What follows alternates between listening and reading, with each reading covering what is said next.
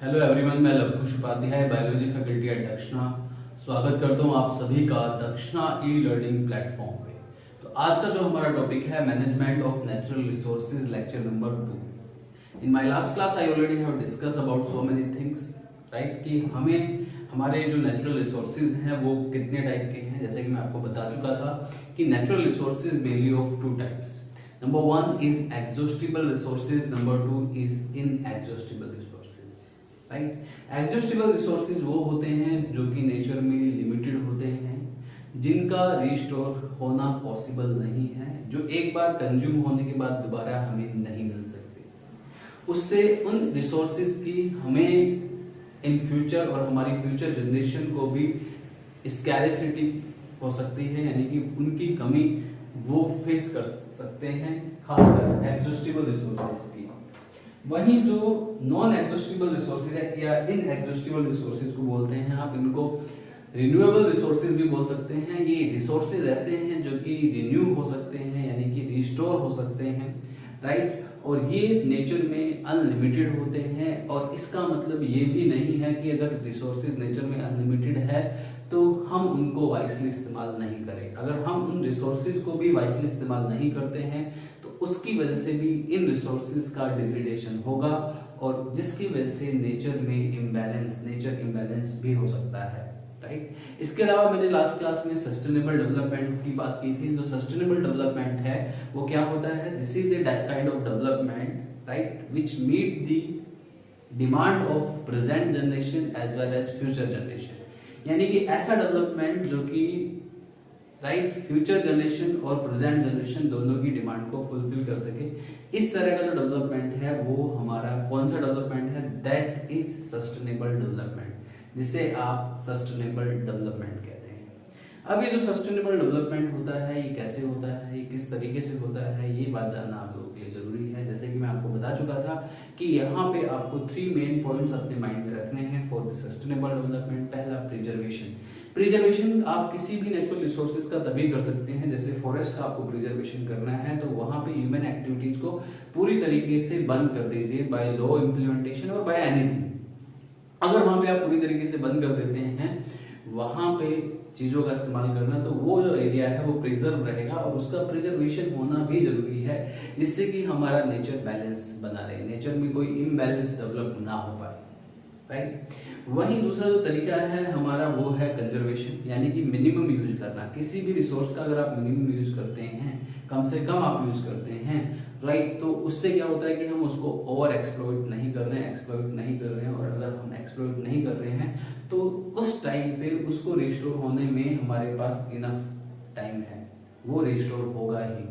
तो उस तरीके से भी हम इन रिसोर्स को हमारे सराउंडिंग में मेंटेन कर सकते हैं और नेचर को बैलेंस कर सकते हैं। और तीसरा जो मैंने आपको बताया, प्रिजर्वेशन, कंजर्वेशन, तीसरा है रिस्टोर।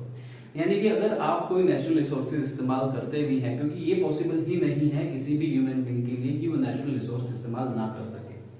हमारी जो पूरी तरीके से डिपेंडेंसी है, जो हमारा सर्वाइवल है, वो पूरी तरीके से इन नेचुरल रिसोर्सेज पे डिपेंड करता है। तो हम इन नेचुरल रिसोर्सेज का इस्तेमाल करते हैं, लेकिन अगर आप इनका इस्तेमाल कर रहे हैं then use them wisely, right. तो इन रिसोर्सेज को आपको बड़े ही वाइसली इस्तेमाल करना है। अगर आपने कहीं पे, अगर आपको if you need furniture, right, if you need would, तो आप फॉरेस्ट कट कर रहे हैं, तो फॉरेस्ट या पेड़ जो आप कट कर रहे हैं तो उसकी जगह आपको नए पेड़ लगाने हैं, जिससे कि वहां पे उस एरिया की रिकवरी हो सके, और जिससे कि नेचुरल रिसोर्सेज मेंटेन रह सके और नेचर बैलेंस रह सके।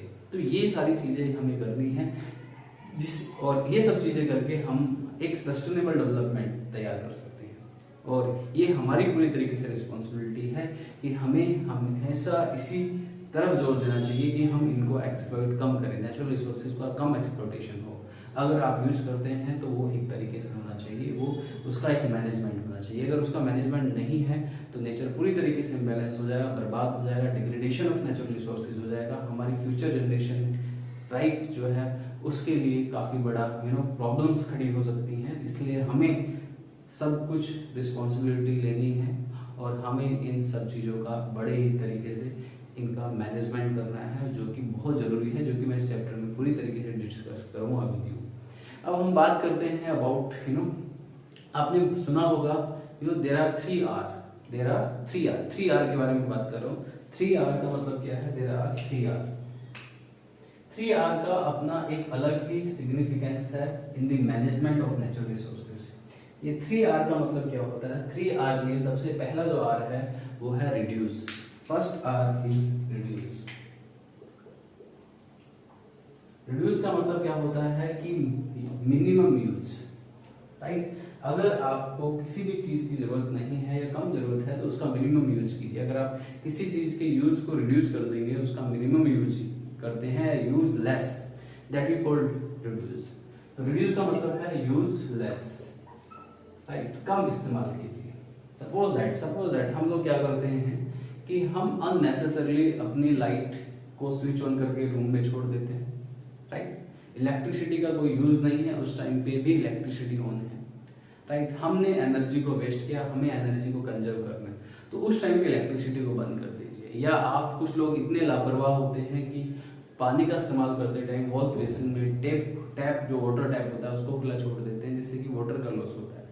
तो हमें इन बातों पे ध्यान देना है कि यूज लेस, जितनी जरूरत हो उतना ही इस्तेमाल कीजिए, राइट। सपोज है अगर आप कहीं जाते हैं, खासकर इंडिया में क्या कल्चर देखा जाता है, या जो रिच लोग होते हैं वो क्या करते हैं कि वो अपने पर्सनल व्हीकल से कहीं जाएंगे, ठीक है। एक पर्टिकुलर कार है, उस कार में 4 आदमी की सीट है, लेकिन एक आदमी बैठ के जाता है, बाकी 3 सीट खाली पड़ी हुई है, ठीक है। तो कोई मतलब नहीं है। तो ऐसे केस में आप पब्लिक पर्सनल व्हीकल की बजाय आप पब्लिक जो व्हीकल है उसका इस्तेमाल कीजिए। ये आपकी इकोनॉमी को भी मेंटेन रखेगा, आपको इकोनॉमिक लॉस नहीं होगा, और साथ के साथ आप जो है वो फालतू का जो पेट्रोल आपने फूका है उस पेट्रोल को आप बचा सकते हैं। तो वाइसली इस्तेमाल कीजिए। It means reduce, use less, right, use very less, right. Second, recycling. Recycling का मतलब कुछ चीजें ऐसी होती हैं जिनको आप रिसाइकिल कर सकते हैं, जैसे कि प्लास्टिक। ये जितने भी प्लास्टिक के मटेरियल होते हैं, प्लास्टिक की बोतल्स होती हैं, इनका रिसाइकिल होना बहुत जरूरी है, राइट। अगर आप इनको रिसाइकिल नहीं करते हैं तो प्लास्टिक वेस्ट हमारे सराउंडिंग में इतना ज्यादा इकट्ठा हो जाएगा कि पूछिए ही मत, राइट। बहुत ज्यादा प्लास्टिक वेस्ट इकट्ठा हो जाएगा। तो बेटर कि इनको रीयूज किया जाए, reuse in modified form, right, use again and again in modified form, right. Papers का यूज किया जा सकता है again and again in modified form, जिससे कि हम पेड़ों को कटने से बचा सकते हैं, राइट। तो यहाँ पे ये वर्ड भी बड़ा कमाल का है, रिसाइकलिंग, मतलब use again and again in modified form. For example, plastic को आप बार बार इस्तेमाल करते हैं मॉडिफाइड फॉर्म में, right. Use again and again in modified form, ठीक है। किसी भी चीज का इस्तेमाल कीजिए बार बार, लेकिन मॉडिफाइड फॉर्म में, इसे आप रिसाइकलिंग कहते हैं, दैट यू कॉल रिसाइकलिंग। तीसरा पॉइंट, रिड्यूस, रिसाइकलिंग, और थर्ड पॉइंट है रीयूज, यानी कि किसी भी चीज को, इसका एग्जांपल मैं प्लास्टिक भी दे रहा हूं, किसी भी चीज को आप इस्तेमाल करते हैं अगेन एंड अगेन, राइट। एक चीज को अगर आप बार बार इस्तेमाल करते हैं, राइट, वो रीयूज हो जाता है ना। ऐसा नहीं कि आपने एक चीज को एक बार इस्तेमाल किया, आपने दोबारा इस्तेमाल नहीं करते हैं। इट मींस आप जो है वहां पे नेचर को डिग्रेड करने में अपना रोल प्ले कर रहे हैं, कि अगर आप एक यूज जो दोबारा, एक कोई भी चीज जो कि दोबारा यूज हो सकती है, आप उसको दोबारा इस्तेमाल नहीं करते हैं, it means you are losing the nature. आप नेचर का लॉस कर रहे हैं, नेचर का डिग्रेडेशन कर रहे हैं, नेचर को इम्बैलेंस करने के लिए आप रिस्पॉन्सिबल हैं। तो यहाँ पे रीयूज यानी कि अगेन एंड अगेन उस चीज का इस्तेमाल करना, using again and again in same form, again and again in same form. अगर आप सेम फॉर्म में किसी चीज का बार बार इस्तेमाल करते हैं, दैट इज कॉल्ड रीयूज। तो ये 3 R बड़े कमाल के हैं, reduce, recycling and reuse, right, जिससे कि आप नेचर को प्रोटेक्ट कर सकते हैं, नेचुरल रिसोर्सेज का एक मैनेजमेंट कर सकते हैं, राइट। ये थोड़े से एफर्ट्स हैं जो कि आपके नेचर को, जिनको जो कि काफ़ी बड़ा अपना एक इम्पोर्टेंट रोल प्ले करते हैं नेचर को प्रोटेक्ट करने में, और हमारे लिए, हमारे नेचर के लिए, उसको मैनेज करने के लिए, नेचुरल रिसोर्सेज को मैनेज करने के लिए काफ़ी ज़्यादा बेनिफिशियल हैं पॉइंट्स। ये बात आपको याद रखनी है। So this is about 3R, right, कि इस तरीके से आप चीज़ों को मेंटेन कर सकते हैं। ये बात आपको याद रखनी है, राइट। तो दीज 3 आर हाईली सिग्निफिकेंट, ये अपने आप में बहुत ज़्यादा सिग्निफिकेंट है, जिनका आप इस्तेमाल करके, राइट, अपने नेचुरल रिसोर्सेज को मैनेज कर सकते हैं, उनको मेंटेन कर सकते हैं, and that is very important for all of us. इसके बाद मैं बात करता हूँ फॉरेस्ट एंड वाइल्ड लाइफ की, and after that I will come to the stakeholders also, right. तो यहाँ पे मैं बात करता हूँ forest and wildlife. Listen carefully about another topic is forest and wild life.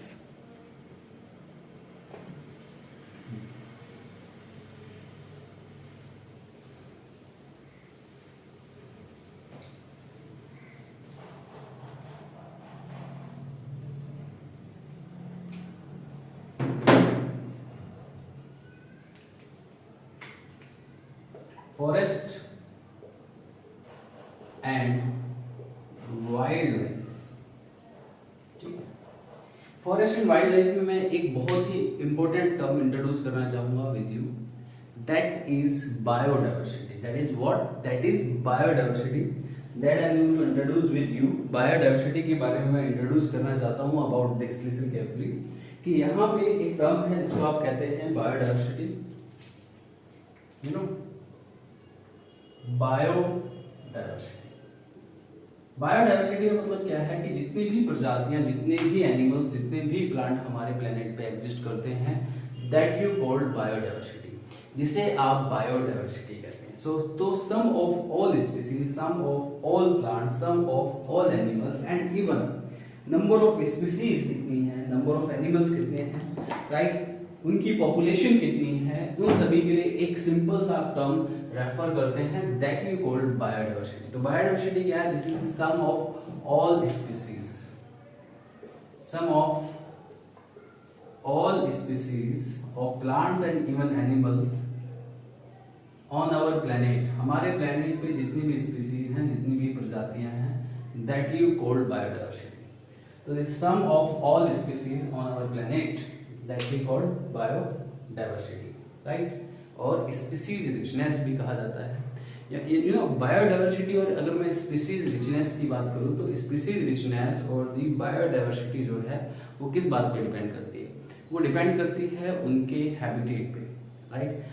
Mainly किसी भी वाइल्ड एनिमल या किसी भी वाइल्ड लाइफ, किसी भी एनिमल का जो नेचुरल होम होता है वो होता है एक फॉरेस्ट वाला एरिया, उनका जो वाइल्ड हैबिटेट है। लेकिन ह्यूमन एक्टिविटीज की वजह से हम इन फॉरेस्ट को डे बाय डे इनका जो एरिया है वो कम होता जा रहा है, राइट। डे बाय डे हम इनको रिड्यूस करते जा रहे हैं, राइट। हमने पिछले डिकेड में, पिछली सेंचुरी में बहुत सारे फॉरेस्ट को कट करके वहाँ पे अर्बनाइजेशन कर दिया है, वहाँ पे अपने घरों को बना लिया है, जिससे कि हमने वाइल्ड लाइफ को पूरी तरीके से खतरे में डाल दिया है, जिसकी वजह से काफ़ी सारी प्रजातियों के विलुप्त होने के चांसेस भी हैं। इन प्रजातियों को कंजर्व करना, इन प्रजातियों की कंजर्वेशन, इन बायोडाइवर्सिटी कंजर्वेशन हमारे लिए ये भी एक रिस्पॉन्सिबिलिटी है। अगर हम इनको कंजर्व नहीं करेंगे तो इनकी कंजर्वेशन ना हो पाने की वजह से नेचर इकोसिस्टम इम्बैलेंस हो सकता है, जिसकी वजह से हमारी खुद की लाइफ भी खतरे में पड़ सकती है, हमारी एग्जिस्टेंसी पे भी प्रॉब्लम आ सकती है। हमें इस बात को बड़ा ही सीरियसली समझना है, राइट। तो यहाँ पे बायोडाइवर्सिटी जो होते हैं और द स्पीसीज रिचनेस, एक टर्म होता है जिसे आप कहते हैं hot spot. Hot spot, hot spot is that place where the species richness is more. ऐसा प्लेस खासकर जंगलों में, फॉरेस्ट में, खासकर रेन फॉरेस्ट, जैसे कि आपने एक रेन फॉरेस्ट का नाम सुना होगा, अमेज़न रेन फॉरेस्ट, जो कि वर्ल्ड का सबसे बड़ा रेन फॉरेस्ट है, वहां पे सबसे ज्यादा प्रजातियां हैं, स्पीसीज रिचनेस वहां पे ज्यादा है। तो हॉट स्पॉट ऐसे एरिया को कहा जाता है जहां पे स्पीसीज रिचनेस ज्यादा देखी जाती है, जहां पे बायोडाइवर्सिटी ज्यादा देखी जाती है, that you called hot spot region. तो जितने भी रेन फॉरेस्ट होते हैं वो हॉट स्पॉट रीजन में आते हैं, क्योंकि वहां पे नंबर ऑफ स्पीसीज, वहां पे जो बायोडाइवर्सिटी है वो अपने आप में बहुत ज्यादा है, नंबर ऑफ स्पीसीज वहाँ पे बहुत ज़्यादा है, प्रजातियाँ जो है वहाँ पे बहुत ज़्यादा हैं, स्पीसीज रिचनेस वहाँ पे बहुत ज़्यादा है। तो हमारा जो मेन कंसर्न है कि हमें इन हॉट स्पॉट को प्रोटेक्ट करके रखना है। एनी हाउ हमारा कोई इंटरफेयर नहीं होना चाहिए इन हॉट स्पॉट्स में, इन रेन फॉरेस्ट में। हमें इनको कैसे ना कैसे करके प्रोटेक्ट करना है, and this is our responsibility, and that is also the part of management of natural resources also. तो हॉट स्पॉट क्या है? Hot spot is that place where species richness is maximum। तो जहां पे जिस प्लेस पे स्पीसीज रिचनेस बहुत ज्यादा है, मैक्सिमम है, ऐसे प्लेस को प्रोटेक्ट करना हमारे लिए बहुत ही ज्यादा जरूरी हो जाता है। तो बायोडायवर्सिटी हॉट स्पॉट, ठीक है, ये मैंने आपको दो टर्म क्लियर किए। दो टर्म बहुत इंपॉर्टेंट है, हायर क्लासेस में भी ये आते हैं, right. When you will go to the 12th class, एक चैप्टर है पूरा बायोडायवर्सिटी एंड इट्स कंजर्वेशन, वो पूरा आपको ठीक है, वो इसी बेस पे है। इसके बाद मैं बात करता हूँ स्टेक होल्डर्स। अब यहाँ पे जो नेचुरल रिसोर्सेज हैं, नेचुरल रिसोर्सेज में हमारा फॉरेस्ट एक बहुत बड़ा नेचुरल रिसोर्स है। अब उस फॉरेस्ट में जो स्टेक होल्डर्स होते हैं वो क्या होते हैं कि किसी भी एक नेचुरल रिसोर्स में, किसी भी फॉरेस्ट में स्टेक होल्डर्स क्या हो सकते हैं? कुछ फॉरेस्ट को पूरी तरीके से आप ह्यूमन एक्टिविटी का इंटरफेयर ना हो, ये पॉसिबल है ही नहीं। कुछ ना कुछ परसेंट तो ह्यूमन एक्टिविटी का इंटरफेयर फॉरेस्ट में रहता ही है, और उन ह्यूमंस को आप कहते हैं, ऐसे लोगों को आप कहते हैं स्टेक होल्डर्स। तो यहाँ पे स्टेक होल्डर्स समझ लीजिए, एक टर्म आप इस्तेमाल करते हैं यहाँ पे स्टेक होल्डर्स, जिसके बारे में जानना आप लोगों के लिए बेहद जरूरी है। Stakeholders, stakeholders, stakeholders जो होते हैं ग्रुप ऑफ पीपल, खासकर ये ट्राइबल लोग होते हैं जो कि फॉरेस्ट के नियर बाय सर्वाइव करते हैं, और वो पूरी तरीके से उनकी लाइफ फॉरेस्ट पे डिपेंड करती है, राइट। तो ये कुछ ऐसे लोग होते हैं जो पूरी तरीके से फॉरेस्ट में पूरी तरीके से स्टेक होल्डर्स हैं, यानी कि हिस्सेदार हैं। स्टेक होल्डर्स का मीनिंग होता है हिस्सेदार होना, राइट। तो इनको आप लोग बैन नहीं कर सकते, क्योंकि ये हजारों सालों से, सैकड़ों सालों से ये लोग फॉरेस्ट में, जंगल में ही रहते हैं। ये जंगली लोग होते हैं, ट्राइबल भी इनको कहा जाता है। ऐसे लोगों को स्टेक होल्डर्स कहते हैं, राइट। तो स्टेक होल्डर्स क्या है? Group of people, right, who survived in the surrounding of forest, जो कि किसी फॉरेस्ट की सराउंडिंग में सर्वाइव करते हैं, and they are dependent on the products of forest products पे पूरी तरीके से डिपेंड करते हैं। वहीं से अपनी जो बेसिक नेसेसिटीज हैं, बेसिक डिमांड है, वहीं से वो उन बेसिक नेसेसिटीज को या बेसिक डिमांड को वो पूरी तरीके से फुलफिल करते हैं। ये बात आपको याद रखनी है। So this is about stakeholders. और स्टेक होल्डर्स में वो सभी लोग आते हैं, जैसे कि कुछ जो बिजनेसमैन होते हैं, कुछ जो फैक्ट्री जो लोग चलाते हैं, जैसे कि बीड़ी की मैन्युफैक्चरिंग होती है, जो तेंदू तेंदू लीव्स होती हैं, उनसे बीड़ी बनती है। तो फैक्ट्री ओनर्स भी एक तरीके से स्टेक होल्डर्स होते हैं। जंगलों से वो सिर्फ बीड़ी के जो पत्ते होते हैं, जो बीड़ी बनती है, उनको वो यूज कर सकते हैं। तो उनको भी आप स्टेक होल्डर्स में कंसिडर कर सकते हैं, फैक्ट्रीज ओनर्स, ठीक है। खासकर जो कि जंगलों से मिलने वाले कुछ प्रोडक्ट्स तैयार करते हैं ना, फैक्ट्रीज ओनर्स, ठीक है, ये भी स्टॉक होल्डर्स में आ जाते हैं। कहीं भी फॉरेस्ट डिपार्टमेंट एंड गवर्नमेंट भी स्टेक होल्डर्स में होती है, right. Forest department and government भी स्टेक होल्डर्स हो सकते हैं, राइट। और कुछ ऐसे लोग भी होते हैं जो कि नेचर को प्रोटेक्ट करने के लिए बने होते हैं। कुछ सोशल वर्कर होते हैं जो कि खासकर सोशल वर्कर का मतलब जो कि नेचर को प्रोटेक्ट करने का काम करते हैं, ठीक है। ऐसे लोग भी स्टेक होल्डर्स में आते हैं। So this is all about stakeholder, this is all about this lecture, right. इसके बाद कुछ और मुझे आपके साथ डिस्कस करना है, कुछ और मैनेजमेंट किस तरीके से आप इन नेचुरल रिसोर्सेज को मैनेज कर सकते हैं, कुछ और मुझे पॉइंट्स आपके साथ डिस्कस करने हैं, and these points I will discuss in my next class. तब तक के लिए thank you very much, bye bye, take care.